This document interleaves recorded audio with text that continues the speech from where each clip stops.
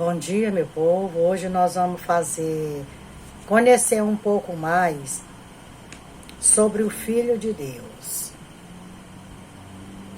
Um evento que entraria para a história.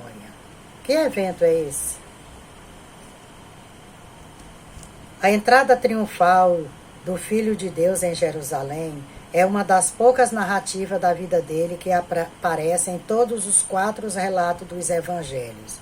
Mateus 21, do 1 ao 11, Marcos 11, 11, Lucas 19, 24, 40, João 12, do 12 ao 19. A par desta informação, entenderemos que este momento do Senhor sendo narrado nos 4 evangelhos foi um evento expressivo, não só para o povo da época do nosso Senhor, todavia para os cristãos ao longo dos anos.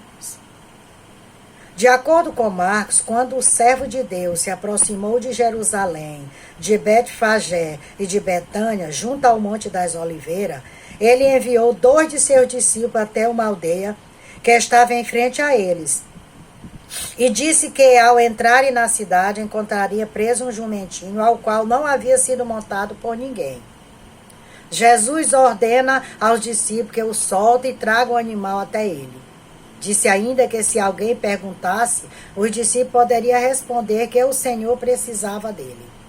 Não podemos esquecer que Jesus havia dito que em Jerusalém o Filho do Homem seria entregue aos príncipes dos sacerdotes e aos escribas e os condenariam à morte.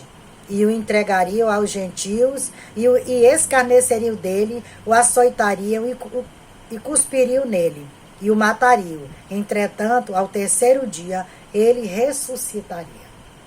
Então aqui está um pouco da trajetória de Jesus, quando já estava chegando ao final da sua trajetória de pregador, de servo que estava levando a mensagem de salvação a todas aquelas as nações.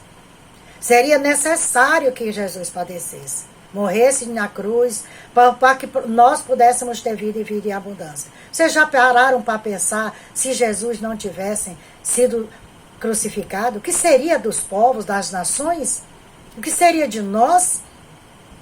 Jesus tendo pago um preço tão alto, ter derramado o seu sangue, ter sofrido todas essas atrocidades. Muitos negam a Jesus. Muitos não acreditam que tudo isso aconteceu. Vive aí a seu bel prazer, fazendo o que dá na telha.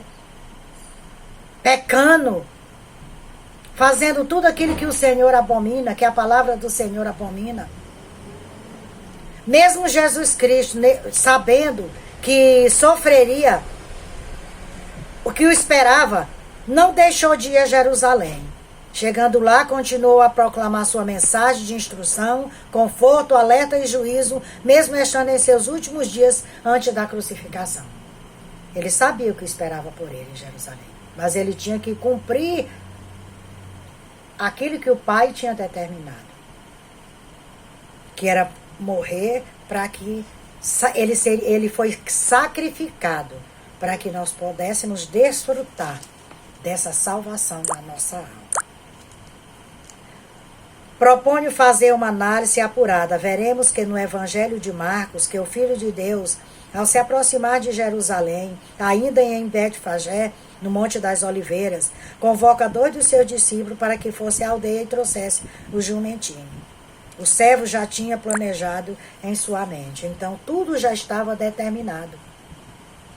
Tinha que acontecer todo aquele propósito que estava destinado para Jesus.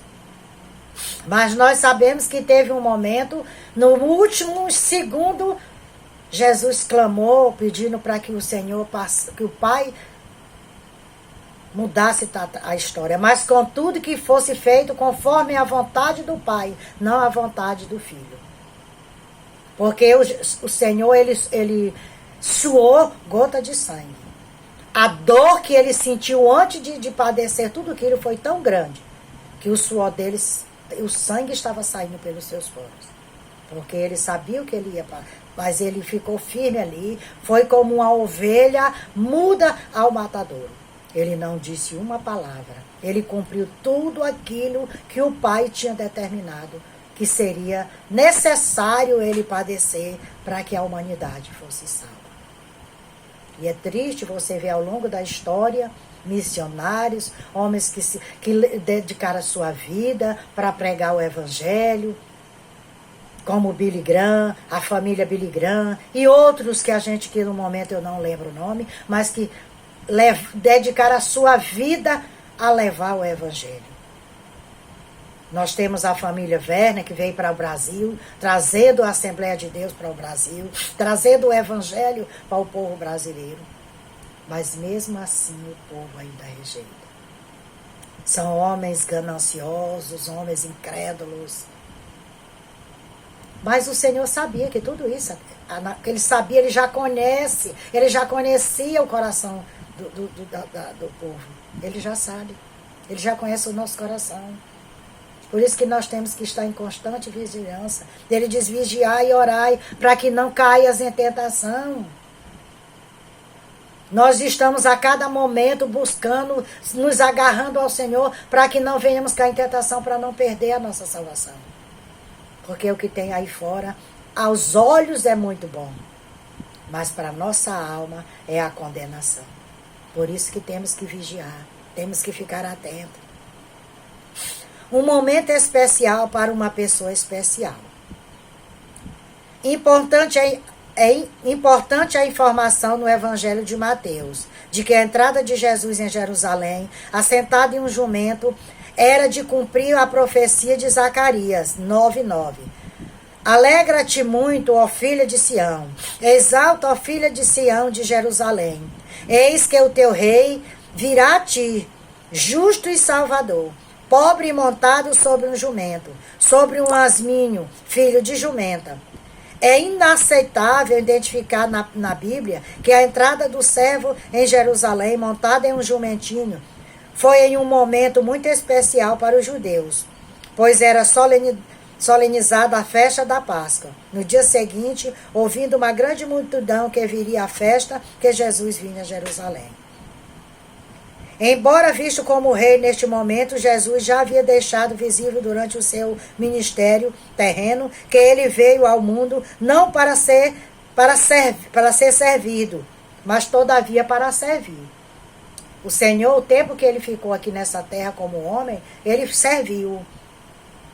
Veja só que no momento que ele foi para lavar o pé dos discípulos, Pedro disse, não, que não deixaria o Senhor lavar. E ele disse, isso não, se não permitir, não terás o teu lugar lá no reino. E ele disse, lava não só os pés, mas todo o corpo. E o Senhor disse que era necessário lavar somente os pés, porque o corpo já estava limpo. Por isso que nós temos que ter muito cuidado, tem que vigiar. Ter sabedoria ao falar para o nosso próximo que não conhece o Senhor. Porque se não tivermos sabedoria ao falar do Evangelho, podemos afastar mais aquela pessoa dos caminhos do Senhor.